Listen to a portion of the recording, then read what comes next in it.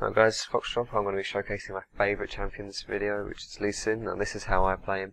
You may be thinking this is a bit of a points video because of the Season 3 changes coming out, but I still think you learn some things from this video, you're going to pick up some stuff, and you can carry that on into Season 3 regardless. The only things that may change will be like the roots or something like that, but still.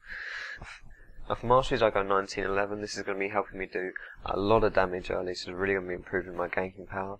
You can go 921, which is pretty good for if you're mid to late game bruiser. 21.9 I would stay away from though. Now for runes, pretty self-explanatory with the yellows, which is just flat armor. The blues at Madras is per level, which is going to be helping you scale into late game. Quints I've got flat AD. You maybe could go move speed here or something like armor pen, but I like the AD. And my reds, I have 10 armor pen and a little bit of AD as well. So this is going to be helping me do a lot of damage early in my ganks. Now for item builds, I always go boots 3 to help with your mobility when you're ganking early, and immediately you're going to work towards getting your Madreds. And as soon as you can after that, get your wriggles. You're not going to need any more health potions after this, so wards are very important as a jungler and especially Lee Sin with his W. Now you want to upgrade your boots. 9 times out of 10 I get Mertreds for the tenacity. You can get Ninja Tabby against heavy AD or boost mobility if you're feeling particularly ballsy. If you are against heavy AD, you're going to want to get a Heart of Gold here so you can turn that into a randoms later, but if not, just head straight for your Aegis. It's really the core item of Lee Sin's build, at least for me. Oracles is really good to get here as well. You'll be pretty tanky, so it shouldn't be too risky. Now other items to get would be Phage and Frozen Mallet, the health, the damage, really strong in Lee Sin. Get a Hex Drink if you're against some magic damage.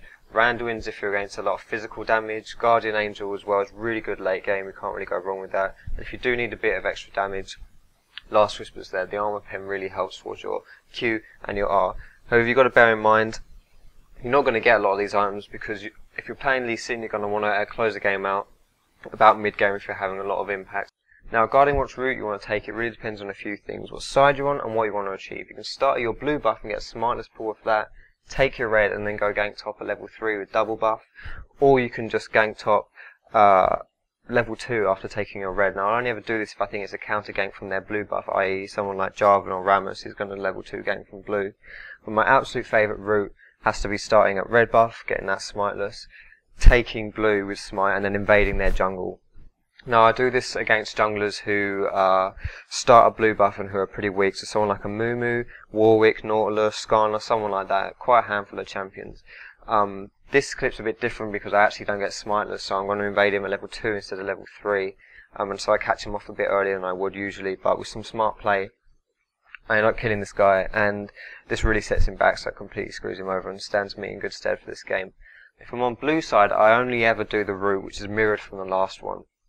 And that's because I don't like to take mid and I don't like to take bot. Bot is always warded early, so it can be a bit of a waste of time. It's hard to get those ganks off. The mid lane is too short.